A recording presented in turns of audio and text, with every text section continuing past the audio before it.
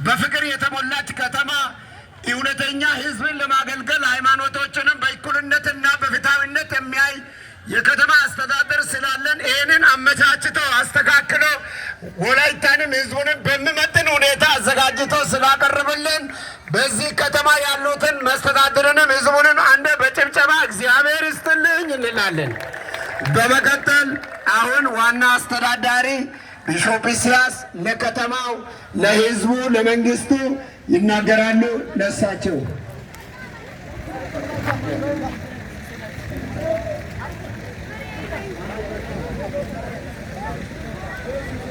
ክብርና ምስጋና፣ አምልኮ፣ ውዳሴ፣ ስግደት ብቻውን ለነበረው ላለው ለሚኖረው የጌቶች ጌታ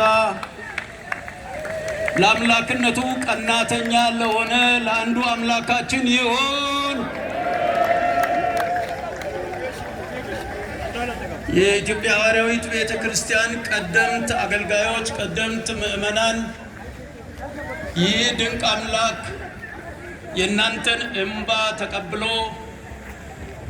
ቤተ ክርስቲያንን አስፍቶ አብዝቶ ወንጌሉ እያሸነፈ እንዲሄድ ብዙ ሰዎች እየዳኑ ወደ ቤተ ክርስቲያን እንዲጨመሩ እያደረገ የሰራውን ስራ ለማየት እንኳን በቃችሁ፣ እንኳን ደስ አላችሁ ላለው የደቡብ ኢትዮጵያ አስተዳደር፣ የወላይታ ዞን አስተዳደር፣ የዚህ የሶዶ ከተማ አስተዳደር፣ በተለያየ የኃላፊነት ስልጣን ላይ ያላችሁ የጸጥታ አካላት፣ የከተማው አስተዳደር አካላት እንዲሁም በሐዋርያት ጌታ ኢየሱስ ወደ ዓለም ሁሉ የላከውን በዓለም ሁሉ የተሰበከውን መልእክቶች የተጻፉበትን ሰዎች ከበዓለ ሃምሳ ቀን ጀምሮ እየዳኑ የተጨመሩበትን የመጽሐፍ ቅዱስን እውነት አምነን ያንኑ እውነት እንሰብካለን።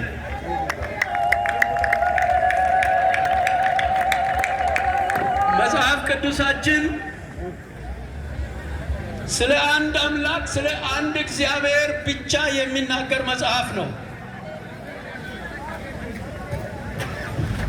መጽሐፍ ቅዱስ ከመጀመሪያ ከዘፍጥረት ምዕራፍ 1 ቁጥር 1 ጀምሮ እስከ ራዕየ ዮሐንስ ምዕራፍ 22 ቁጥር 21 ድረስ በስም እንደፈጠረ ሰማይን እንደፈጠረ በሰማይ ያሉትን እንደፈጠረ ይናገራል። ያ ፈጣሪ ነው። ዛሬም አምላካችን ወደፊትም ለዘላለምም አምላካችን ፍጥረተ ዓለማትን የፈጠረ አንዱ አምላክ ነው። ዛሬ በምድር ላይ እምነት በየአይነቱ አለ፣ በስቷል፣ ተስፋፍቷል። እኛ የምንሰራው የእምነት ፉክክር ወይም ውድድር አይደለም። ከእምነቶች ጋራ እየተወዳደርን አይደለም። ከሃይማኖቶች ጋራ እየተፎካከርን አይደለም። ሰው ለሆነ ሰው ሁሉ እግዚአብሔር አምላክ ያስቀመጠውን የመጽሐፍ ቅዱስን እውነት ነው የምናውጀው። እግዚአብሔር እስራኤላውያንን ከግብፅ ባርነት ከቀንበር ካወጣ በኋላ የተናገራቸው ትእዛዝ ለዓለም ሁሉ የሚሰራ ትእዛዝ ነው። እግዚአብሔርም ይህን ቃል ሁሉ እንዲህ ብሎ ተናገረ። ከግብፅ ምድር ከባርነት ቤት ያወጣሁ እግዚአብሔር አምላክ እኔ ነኝ፣ ከእኔ በቀር አማልክት አይሁኑልህ ያለ አምላክ ለእስራኤላውያን ብቻ አይደለም፣ ከእኔ በቀር አምላክ አይሁንልህ ያለው ሰው ለሆነ ሰው ሁሉ ነው። ለአዳም ዘር ሁሉ ነው። የደቡብ ኢትዮጵያም ሕዝብ፣ የኢትዮጵያም ሕዝብ፣ የዓለምም ሕዝብ ሰው የሆነ ሰው ሁሉ ይህንን እውነት እንዲቀበለው ግዴታ አለበት። ከእግዚአብሔር በቀር አምላክ የለም። ከእርሱ ጋር የሚነጻጸር የለም። እርሱን የሚመስል የለም። እርሱ አንድ ተብሎ ተቆጥሮ ሌላ ሁለት የሚባል ሶስት የሚባል ወይም በቁጥር ብዙ የለም። የሁላችን ፈጣሪ አንድ ነው። የሁላችን አባት አንድ ነው። የሁላችን አምላክ አንድ ነው። በትንቢተ ሚልክያስ ምዕራፍ 2 ቁጥር 10 ላይ ለሁላችን አንድ አባት ያለን አይደለምን? አንድ አምላክ የፈጠረን አይደለምን ይላል። ስለዚህ የሰው ሁሉ ፈጣሪ ብቻውን የነበረ ያለ የሚኖር አንዱ እግዚአብሔር ነው። ከእግዚአብሔር ሌላ አምላክ የለም። በእግዚአብሔር ላይ አንድ ተብሎ እግዚአብሔር ተቆጥሮ ሌላ ሁለተኛ እግዚአብሔር የሚባል የለም። በተለያየ አሰራር ግን እግዚአብሔር ሰርቷል።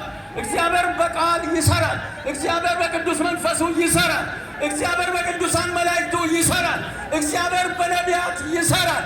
እግዚአብሔር የሰው ልጆች ለማዳን ሥጋን አዘጋጅቶ በሥጋ ወደዚህ ዓለም መጥቶ አማኑኤል ሆነው ወይም እግዚአብሔር ከእኛ ጋር ሆነው ለሰው ዘር ሁሉ የሚሆን የመዳን ስም ኢየሱስ የሚል ከስም ሁሉ በላይ የሆነ ስም ሰጥቶ በሥጋ ተገልጦ ሰርቷል። ወንጌልን ወደ ዓለም ሁሉ ልኳል። ከእርሱ በቀር ሌላ አምላክ የለም። መጽሐፍ ቅዱሳችን በአንደኛ ቆሮንቶስ ምዕራፍ 8 ቁጥር 6 ላይ እኛስ አንድ አምላክ አብ አለን ይላል። እኛን አንድ አምላክ አብን አያምኑም የሚሉ ካሉ እኛ ደግሞ አንድ አምላክ አብ ብቻ አለ ብለን ነው የምናምነው። አንድ አምላክ አብ ብቻ አለ ብለን ነው የምንሰብከው። የአንድ አምላክ አብ ሰው ከራሱ ጋር ለማስታረቅ ማስታረቂያ ሰውነት በድንግል ማርያም ማኅፀን ቃልን ሥጋ አድርጎ ከመንፈስ ቅዱስ የተጸነሰ የተዘጋጀ ሰውነት፣ በዚያ ሰውነት በአምላክነቱ ሙላት ተገለጠ። አንድ አምላክ አብ ብቻ አለ ብለን እናምናለን ብለን እንሰብካለን። ሰው የሚያጥላላውን አትስሙ፣ መጽሐፍ ቅዱስን ስሙ። እግዚአብሔር ብቻውን አንድ አምላክ ነው። ቀናተኛ አምላክ ነው። ክብርን ለሌላ ምስጋናዬን ለሌላ አልሰጥም ያለ አምላክ ነው። ከኔ በቀር ሌሎች አማልክት አይሁኑልኝ ያለ አምላክ ነው። እኛን ሰዎችን ከራሱ ጋር ለማስታረቅ በሥጋ ሲመጣ በሥጋ መምጣቱ ሁለተኛ ተብሎ አይቆጠርም። ሥጋ በለበሰ ሁሉ ላይ ከመንፈሴ አፈሳለሁ ብሎ በነቢያት የተናገረውን ቃል ለመፈጸም ላመነ ሁሉ ለተጠማ ሁሉ መንፈስ ቅዱስን ሲሰጥ እሱ የሰጠውን መንፈስ ቅዱስ እንደ ሌላ አካልና አምላክ ማሰብ ማምለክ መጽሐፍ ቅዱሳዊ አይደለም። አንድ አምላክ አብ አለ። አንድ አምላክ በሥጋ ተገለጠ አማኑኤል ነው። የአንድ አምላክ የማዳን ስሙ ለሰው ልጆች ያዘጋጀው ከስም ሁሉ በላይ የሆነው ስም ኢየሱስ ተብሎ የሚጠራ ስም ነው። መዳንም በሌላ በማንም የለም ይላል ሐዋርያት ሥራ ምዕራፍ 4 ቁጥር 12 ላይ መዳንም በሌላ በማንም የለም እንድንበት